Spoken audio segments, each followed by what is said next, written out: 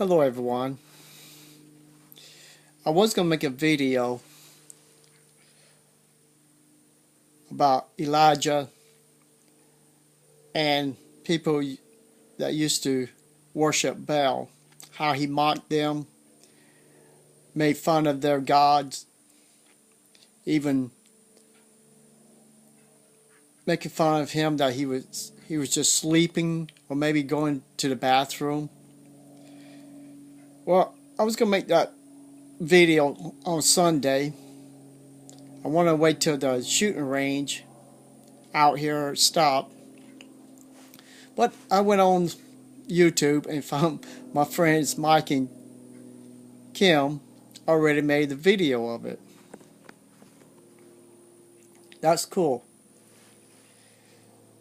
But here's the point I wanted to bring out. We was brought Jehovah's Witnesses. If you don't go door to door, you're breaking God's law. Because in other words, you're not witnessing and you're not bringing people into the truth. And when a person is disfellowship, if you break God's law, Jehovah's law, and you start speaking to these people, you'll be punished, or you'll be shunned by Jehovah.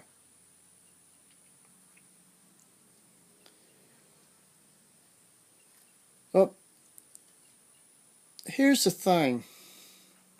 Just like the Baal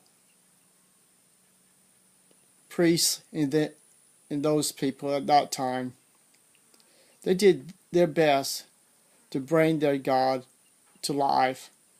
All he had to do is to make a fire. To make a fire to prove to Elijah that their God was true. Can you do that to Jehovah today? What kind of powers do Jehovah have? Well, here's the thing. Jehovah is not even God's name. It never was, it never will be. So what can does Jehovah do to you if you're a Jehovah's Witness? If you want to speak to your mother and father, that's disfellowship, your brother and sister, aunts, uncles, what can he do? Is he going to destroy you if you go to the Kingdom Hall, have a beer on your face? Because think about it. There's nowhere it says in the Bible you're not allowed to have a beer, and you can't grow one.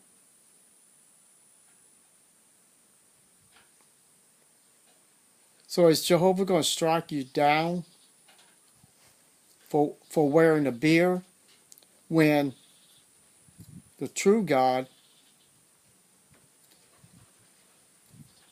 when the Jews was wearing a beard?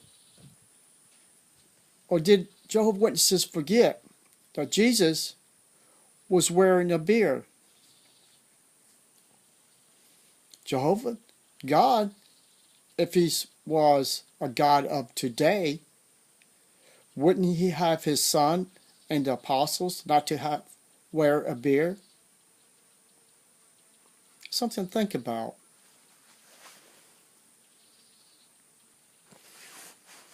So the thing is, what can Jehovah do to you?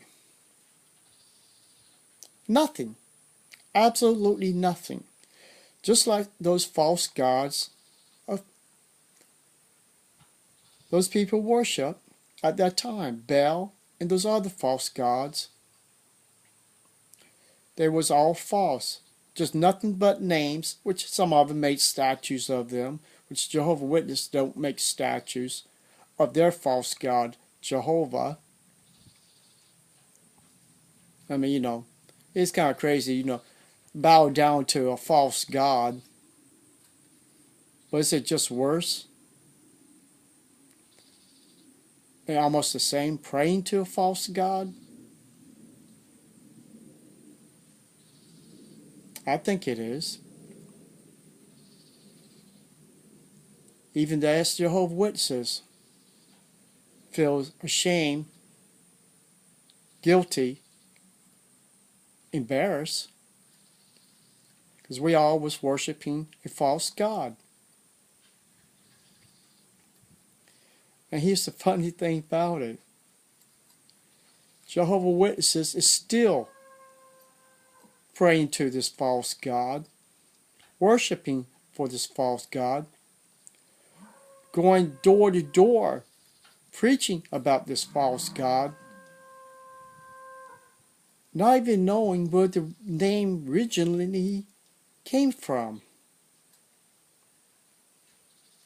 It came from a Spanish monk who was a Catholic.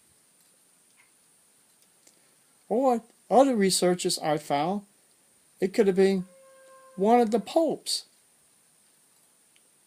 who had invented this name. But the sad part about it, it was the Catholics.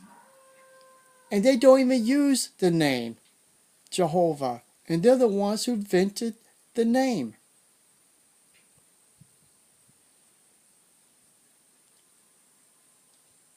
So, Jehovah's Witnesses, if you're watching this,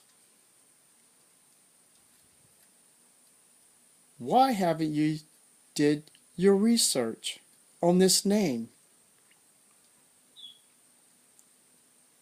I mean, Elijah led those guys to do all they could do to bring fire down to prove to Elijah they had the true God. That's all they had to do. You can't even do research and to find out you are worshiping a false God.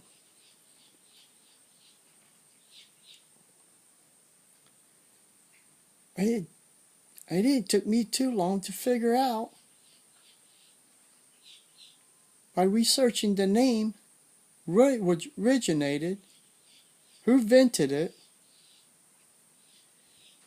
and the name of Jehovah is not even used by the Jews today.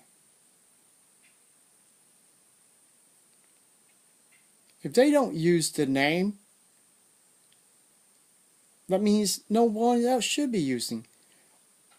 I know you have did something remarkable. You got it in your new Bible, other publications, that God's name almost is throughout the whole world. Yeah, it isn't throughout the whole world. You know why? Because it's between you and the Bible students that's still moving around from Charles T. Russell's time. Both of these groups, you and them, are teaching people about this false name of Jehovah. That's the reason why this name is being worldwide, because between the Bible students and Jehovah's Witnesses, that's the reason this name, false name, is being spread worldwide. How do I know about the Bible students? Because I went on their websites. They still use this name Jehovah, and they still teach Charles T. Russell teaching. Just like you used to do.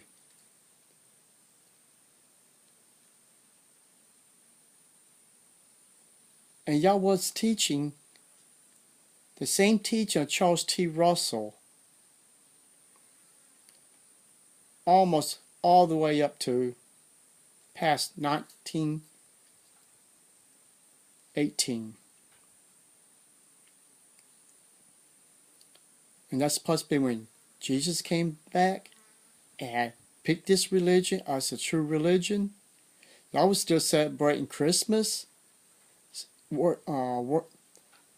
believing in the cross and all that, until later down the line, y'all became Jehovah's Witnesses because Judge Rutherford could not convince the other 75% of Bible students to believe in his new teaching. So he couldn't use Bible students' original name. That's the reason he made up the name Jehovah's Witnesses, to separate his new religion, new group, from the original Bible students' teaching. So am I afraid of Jehovah? No. Am I afraid that he's going to destroy me? No.